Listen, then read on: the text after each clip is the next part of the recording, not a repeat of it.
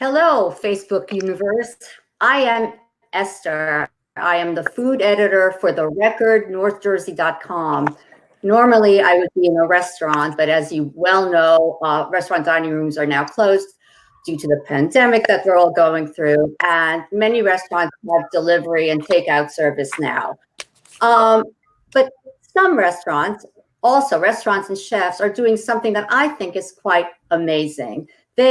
Despite the fact that they are now, as we know, struggling themselves, they are helping others. They are helping others. They are helping frontline hospital workers. They are helping the poor, those who are hungry, and they are helping their restaurant employees by keeping them employed in whatever way they can. Just as an aside, as a food editor, there's one thing that has stood out for me about this industry, and that is the generosity that I have seen displayed by chefs and restaurateurs. I've gone to so many charities where chefs have given their time, their food to help a cause. They seem incapable of saying no. You are going to meet three of them today. One is going to join us shortly. First is celebrity chef David Burke, who is the culinary director of Ventanas in Fort Lee, as well as a slew of other restaurants in New York and New Jersey. We have Luck, whose last name I'm not even going to try to pronounce. It's even longer than my own. Luck, do you want to pronounce it for me? Or Sarabaya Vanija. Terrific. He is the CEO and founder of Ani Ramen. That are there 4 or 5 now? We have 5 locations throughout New Jersey. Okay, 5. And soon we will also be joined by Mike Carino. But why don't we just get started? And what I want to know from each one of you is what it is that you are doing now to help out. David, you want to go first? Yeah, sure. Thanks for having me on, Esther. Well, on the Jersey side, including Ventanas and Orange Lawn and my Seabright location, we're doing curbside pickup, some delivery, and we're doing some groceries. We're also feeding some hospital first responders and healthcare workers through a platform called Feed the Heroes that we set up. And that's really what we're doing right now. There's very limited employees at each location, 2 or 3 that are doing that are holding it together. And in New York City, all of our restaurants are closed.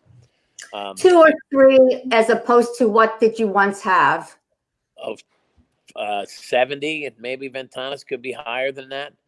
Okay. And at Orange Lawn, I think we have about 45 and maybe 30 some odd down at the Seabright because it was in the off season. But okay. Yeah. So and can you tell me about 90, that? You'd have 90. It's about 96% layoff. Right. And can you tell me about that platform? A little bit about that platform. It's called Feed the Heroes. It's a platform through our websites. We're looking for monetary support and or ingredient support, product.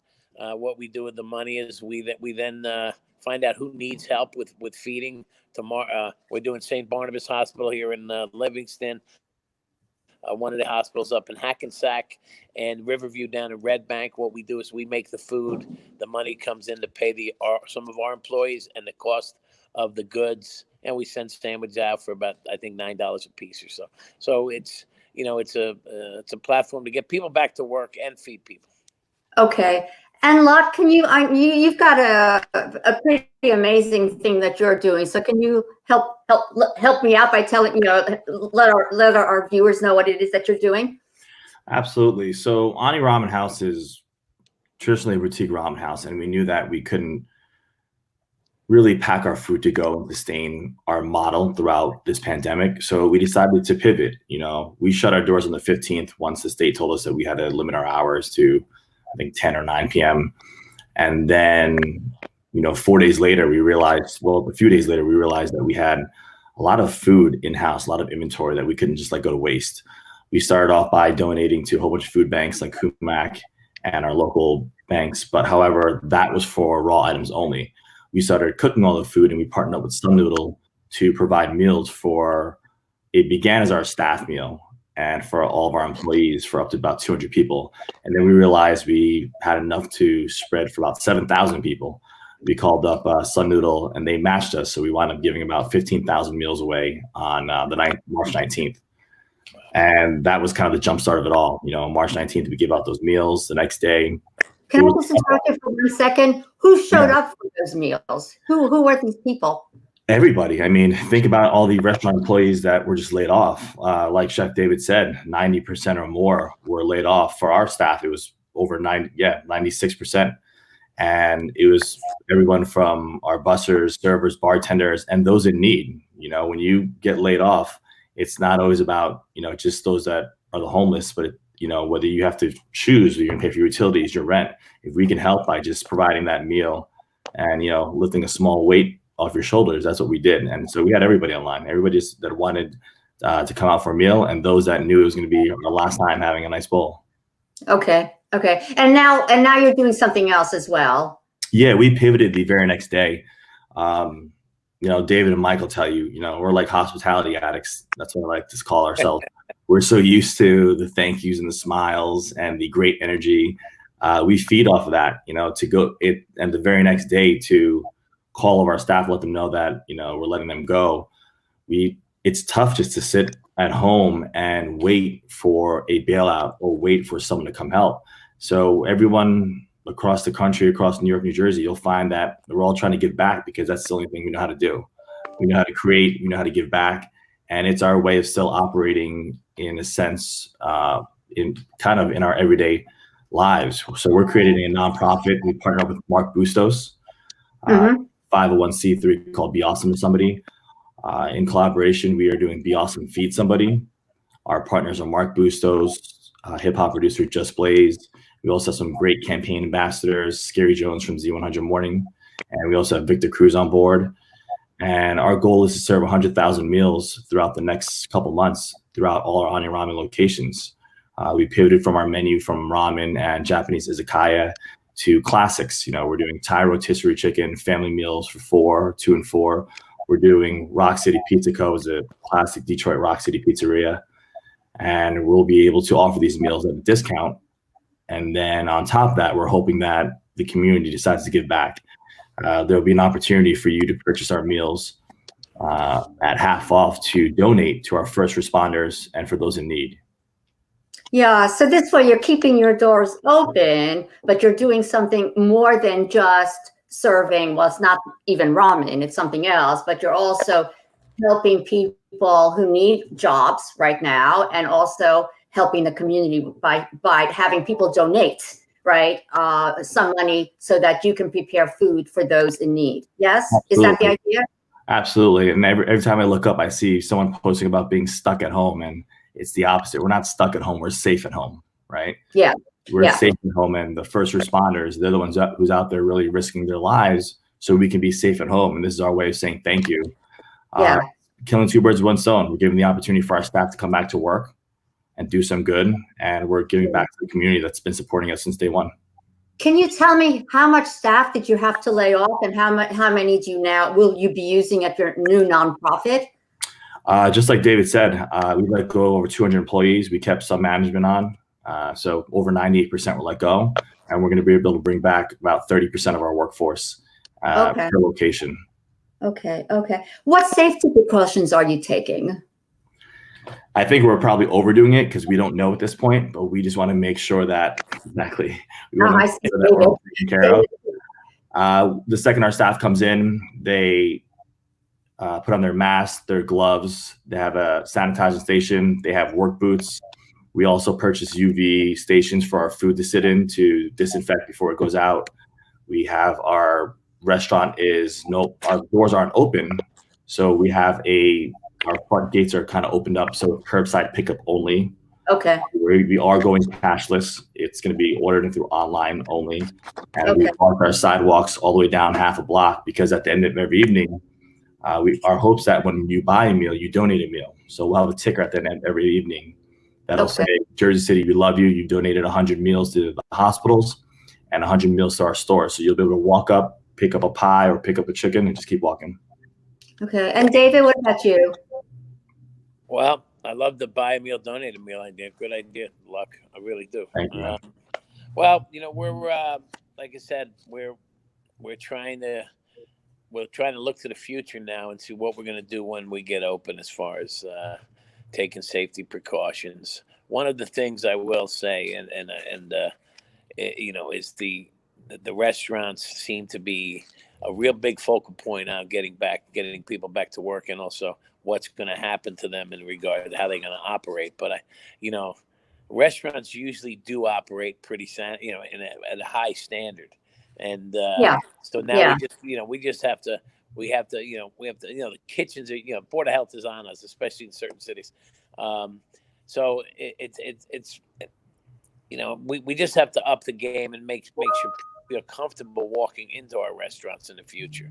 And that means gloves, cleanliness, people taking the Serve Safe certificates, all of our employees understanding this, that, and the other thing. But, that's a part of it. Valet parking will probably eliminate for a while because we don't want people in other people's cars and things like that. But what we're doing is trying to make sure our employees that need extra help, that are waiting for unemployment, are being helped through Feed the Heroes if need be, and also to try and encourage them that in due time we'll be back and up and open. Our customers are happy to donate. Some of them have reached out.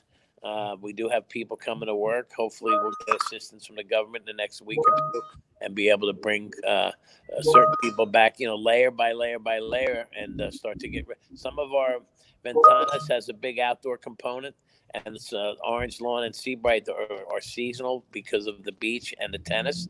So we have plenty of work to do with, if we can get the green light to start doing a slow walk back to get people into business over the next, whatever the mandate's going to be with start date that we can do. So it's a waiting game now. It's a waiting game. It's getting all our ducks in a row, and it's being safe. Communication is key for us. I mean, communicating with our people and giving a sense of comfort that we're there for them, and we'll do the best we can to support them, I think goes a long way. What has this entire experience, what we're going through, taught you? What are the lessons here? I tell you, it taught me I got to kiss my dishwashers when I see them, because I've been cooking at home and I got to do all the cleaning by myself. I told my mother, I can't believe how much work it is. I mean, I was a dishwasher once, don't get me wrong, but there's a lot that goes into making a meal for anybody, whether it's a restaurant or a home. And I think you tend to forget about all the little pieces that go into it, all the little bit of work that goes from the delivery or the shopping to the prepping to the cooking, the cleaning, the car. Wow. So I've David, why do you think I eat out so much? It's so much, and we hope everyone has that attitude. Come and eat out, support the restaurants. I think we, on a serious note, I think I learned to slow down a little bit, and I mean, there's rarely been a time where I was forced to do nothing, and not been behind bars. Well, no, just kidding. But I mean, so I'm enjoying it a little bit, the peace and quiet and the organizational part of what I'm being able to do. But it's still very stressful and very up and down with the the uncertainty. So the mood swings come and go, because one minute you're up and going, the next minute you're like, Jesus, like Luck said, we're adrenaline junkies, we're hospitality maniacs, and we want to give and we want to produce. We're drummers without a drum kit right now. Yeah. Luck, what about you? What did this teach you? Really balance over everything. I'm pretty sure I speak for most chefs, operators, and really everybody in the hospitality industry when I say, I can't remember a stretch of the past 20 years in this industry that I've had a chance to eat every meal at home with my family. And that's just something special for us. We're out there sacrificing our time and to pursue our passionate careers, but we're doing it to serve others. So between the amount of birthdays, weekends, and holidays we missed throughout 2 decades, I can't even begin to think of that number. In the past 3 weeks, I've had 2 or 3 meals a day with my family. And it brings it all back to the reason why, we did this. We love hosting. We love entertaining We love making others happy. We love filling their soul. And I think that even after this is done, we're going to see that as much as we're all dying to go back to work, something, there's a silver lining in every story. There's just a hidden blessing. And for me, at least, it's definitely having that opportunity to be at home and spending time with the family and breaking bread with them. Yeah. They probably want you out of the house by now, right? Oh, you can only imagine. I have teenage boys, so. I have employees that are willing to come to work for free just to get out of the house. Just to get away from it. Yeah. How long do you think you can keep this going? How long do you think this, you can keep this kind of business model going where you don't have a dining room, and it's takeout, and delivery? Have you thought about that? Esther, for guys like what we're doing, we're not making any money doing the delivery and takeout. It's keeping a brand alive. It's doing something for the community and our employees. But we're still, the model for takeout at my kind of restaurant does not, just economically it doesn't work. We'd be better off, honestly, shutting down and laying everybody off, and taking the government assistance would be a better economic model. But we feel it especially in Jersey, it's important to be able to, we're selling groceries. We're selling more sanitation wipes than we are food, and toilet paper, really? and milk and eggs and cheese than we are actually hamburgers and salads. So that's interesting. So like I said, we pivoted to another model too, and weekly, it's funny because in Seabright we're selling lobsters, and in Livingston and South Orange we're selling groceries. So the different neighborhoods are looking for different things. But in New York City, for example, if we were to do this, we'd be between the labor and just being open and running the place, and buying food. It's a losing economic model. But in general, we're still open, and we're on the tip of people's tongues for when we're open, and we're doing it, like I said, Lex said, we're doing what we were meant to do, and we're feeding people. Yeah. So the groceries were in the shop. They were in your kitchen, right? No, Is that the idea? Groceries. No, we became a grocery outlet. We don't stock all that stuff. We have peanut butter now and things. So we're selling groceries like a grocery store. We have a little store set up in the banquet room with, sodas and waters and pancake mix and all that stuff. Yeah. Oh my goodness.